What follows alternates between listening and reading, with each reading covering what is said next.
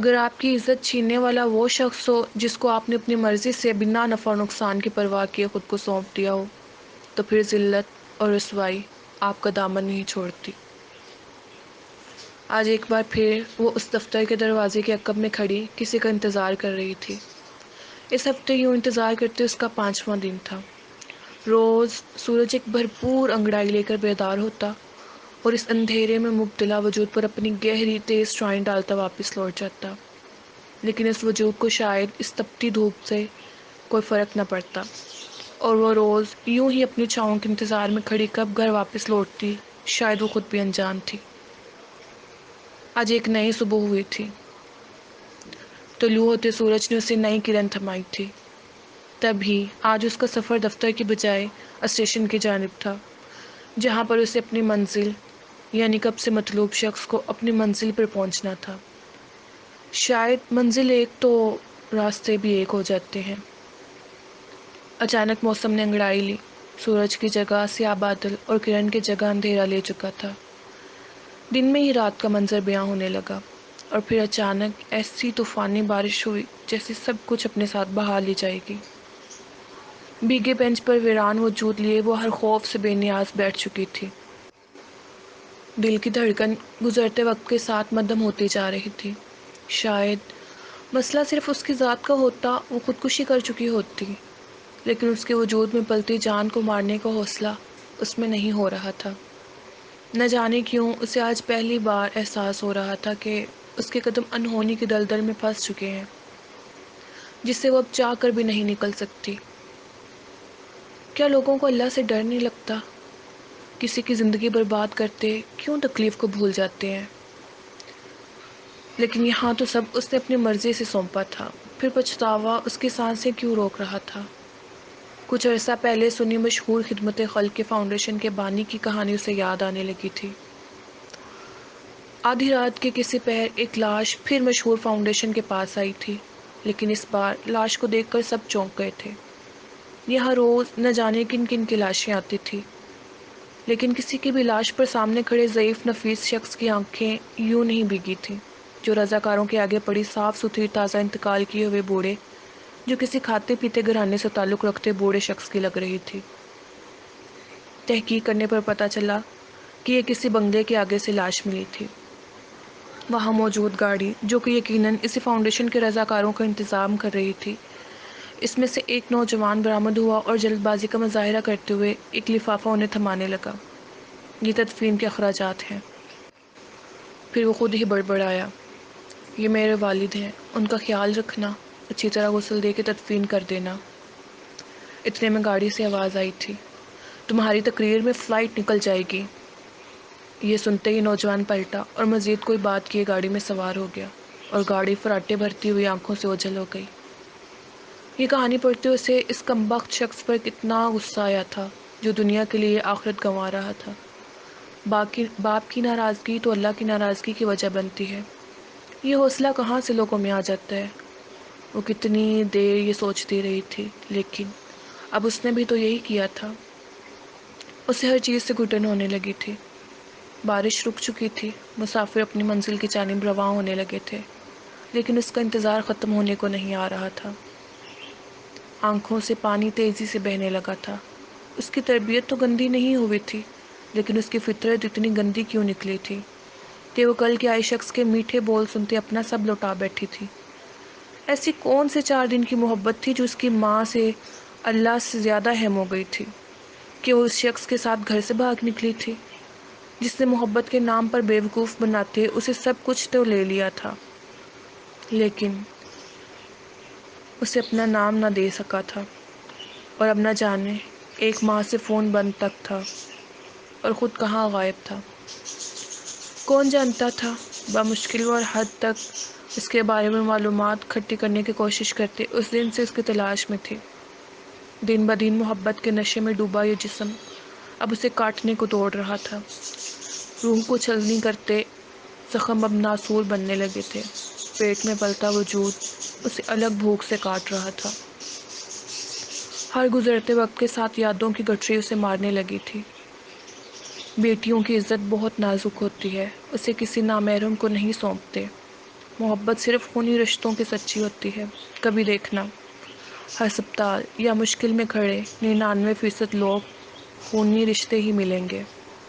یہ آج کل کی فلم ڈراموں کی محبت پر یقین نہ کرنا، یہ سب لفظوں کے جال ہیں۔ جس میں ایک بار پھنس گئی تو پھر عمر بھر بھی بہت پچھتاؤ گی۔ ماں کی یاد سے اس کا دل تڑپ اٹھا تھا۔ اس نے واپسی کا سوچا لیکن پاؤں پتھر ہو گئے تھے۔ سب راستے تو وہ خود بند کر آئی تھی، اور جیسے وہ عزت کا جنازہ کسی اجنبی کی محبت پر یقین کرتے گھر کی دہلیز پار کرتے نکال آئی تھی۔ جس ہمت سے وہ وہاں سے نکلی تھی وہ ہمت کہاں سے لاتی؟ اور ویسے بھی ساری ہمت اور حوصلہ تو وہ شخص لے جا چکا تھا، اب واپسی کا راستہ کہاں سے ڈھونڈتی؟ یہ پچھتاوا کیسا تھا؟ جب جیتے جی تو ان کو مار چکی تھی، اب آنکھوں سے ان کی لاش دیکھنے کا حاصل بھی کیا تھا۔ تبھی وہ شخص نظروں کے سامنے آیا تھا، وہی بھرپور وجاہت، قدم قدم سے دولت کا جھلکتا غرور، لیکن اس کے ساتھ ایک ماڈرن عورت، اور بچے کو دیکھ کر اس کے سر کو ڈھانپتا دوپٹہ اترا تھا۔ اس کے بھاری شکستہ ہوئے قدم اس شخص کا تعقب کرنے لگے۔ مجھے معلوم ہے یہ راستہ بہت غلط ہے، لیکن خود سوچو، تم جیسی حسین لڑکی جو اس گھر کو ڈیزرو نہیں کرتی، تمہیں اپنے سے بھی کم تر لوگوں میں سونپنے لگے ہیں۔ تم نے لڑکا دیکھا ہے جس سے تمہاری شادی کر رہے ہیں، 4 بچوں کا باپ لگتا ہے۔ میں کیا کروں کہ مجھے تم سے محبت شدید ہو گئی ہے۔ میں تمہیں ان کے غلط فیصلوں کی بھینٹ چڑھتے برباد ہوتے نہیں ہونے دوں گا۔ محبت اور لفظوں کا جال دن بدن ایسا گہرا ہوتا گیا کہ اس کا دل خود ہی اس کی جانب بڑھنے لگا تھا۔ نہ جانے کب سیدھے راستے سے دن بدن وہ غلط راستے کی جانب بڑھنے لگی، اور گھر والوں سے دور ہوتے یونیورسٹی کے بہانے وہ صبح 9 سے شام 4 بجے تک اسی شخص کی پناہوں میں خود کو محفوظ سمجھنے لگی تھی، اور گھر آتے ہی جیسے وہ وہیں ہوتی، اسے اس گھر کی در و دیوار قید لگنے لگی تھی۔ اور ماں باپ کی نصیحتیں اور یہ غربت، گلے کا پھندا، کب ماں باپ کے گھر سے فلیٹ تک کا سفر طے ہوا، اسے کچھ یاد نہیں تھا۔ یاد تو اب آنے لگا تھا جب وہ اس کے ساتھ گھر کی دہلیز پار کرتے کئی راتیں گزار چکی تھی، صرف اس امید میں کہ اس لڑکے کا باپ کینیڈا سے آئے گا اور ان کے درمیان نکاح ہوگا۔ لیکن یہ امید انتظار میں بدلنے لگی جب پچھلے 1 ماہ سے وہ گھر نہیں آیا تھا، اور اسے کیسے کیسے وسوسے آنے لگے تھے۔ لیکن نہ جانے اسے اپنی محبت پر اتنا یقین کیوں تھا۔ وہ ایک بار اس شخص کو تلاش کرنا چاہتی تھی، اور اس تلاش میں وہ خود سب کچھ بھول چکی تھی۔ کئی دن راتیں اسے ڈھونڈنے کے بعد آج اس کا جب پتہ چلا تو ہوش کی دنیا میں وہ آنے لگی تھی، پر اب جب وہ فرار ہو رہا تھا۔ اذلان، وہ شخص جو اپنے بیٹے اور بیوی کو بھی ٹرین میں بٹھا کر کوئی سامان لینے کی غرض سے باہر آیا تھا، سامنے کھڑی لڑکی کو دیکھ کر ٹھٹکا تھا۔ تماشا مت بنو، واپس چلو اپنے فلیٹ پر، میں تم سے ملتا ہوں۔ اگر میری فیملی کو تمہارے بارے میں کچھ بھی پتہ چلا تو یاد رکھنا بہت برا ہوگا تمہارے ساتھ۔ اسے نہ صرف یہ شخص احساسات سے عاری انسان لگا، بلکہ شفاف چہرہ لیے اتنے دنوں کے فاصلے کے بعد وہ الٹا دھمکی دینے پر اتر آیا تھا۔ یہ شخص اسے وہ بالکل نہیں لگا تھا جس کے لیے وہ اپنے خونی رشتوں کو مار آئی تھی۔ یہ تو بالکل ہی کوئی اجنبی، شفاف گرا ہوا خود غرض آدمی تھا۔ فیملی، وہ بچہ اور لڑکی، اسے سب سمجھ آ چکا تھا۔ وہ تڑپ اٹھی تھی۔ یہ کون ہے؟ پیچھے سے آتی آواز پہ دونوں پلٹے تھے۔ یہ میرا شوہر ہے۔ آپ بمشکل حلق سے اٹک کر آواز نکلی تھی۔ بھیک مانگ رہی ہے، شاید کوئی پاگل ہے یا ذہنی توازن کھو بیٹھی ہے۔ اذلان نے جلدی سے اس کی بات کاٹ کر اپنی مکمل کی تھی۔ آنکھیں بھاری ہونے لگی تھی تو پلکوں کے پار نمی جمع ہونے لگی تھی۔ میں تمہارے آگے ہاتھ جوڑتی ہوں، کہہ دو یہ سب جھوٹ ہے، تم نے مجھے دھوکہ نہیں دیا، میں تمہارے بچے کی ماں بننے والی ہوں، اس بچے کو گالی بننے سے بچا لو۔ وہ بنا لوگوں کی پرواہ کیے روتے چیخنے لگی تھی، لیکن وہ شخص اس عورت کے ساتھ قدم آگے بڑھانے لگا۔ نہ جانے کس کا گناہ مجھ پہ تھوپنا چاہتی ہے۔ تم جانتی تو ہو ایسی بیکاری عورتوں کو، جہاں پیسے والا دیکھا عورت کاٹ کھیلنے لگتی ہے۔ یہ الفاظ نہیں تھے، خنجر تھا جو اسے لگا تھا۔ اسے اپنے ارد گرد سب سناٹا چھاتا محسوس ہوا۔ کچھ لمحوں کی خاموشی ایک چیخ سے ختم ہوئی تھی۔ ٹھا ٹھا ٹھا کی آواز گونجی اور اذلان کی پیٹھ سے بہتے خون سے اسٹیشن میں بھگدڑ مچ گئی۔ نہ جانے کتنے قدم اس کے اوپر سے گزرنے لگے۔